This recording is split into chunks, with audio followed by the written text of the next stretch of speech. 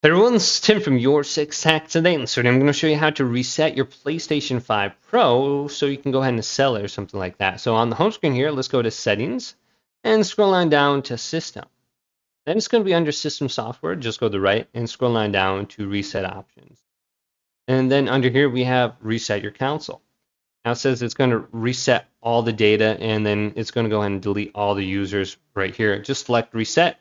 And this process should take about 15 minutes to complete. And then it'll be like your PlayStation 5 is new. So you can do it through here. Also, you can do it through safe mode if you want to go and do that. Just turn off your PlayStation 5. So press the PlayStation button and then go to Power and then go to Turn Off. Now go to the front of the PlayStation and hold down the power button. If the PlayStation 5 is completely turned off and you hold down the power button, you'll hear one beep initially, and then you'll hear a second beep like 5 seconds later. This will launch into the safe mode menu, and you can reset your PlayStation 5 without even logging in right there. So hopefully this video did indeed help you out. If it did, leave it a big thumbs up, and subscribe to my channel down below for more. Check out videos coming up next on YourSixTech.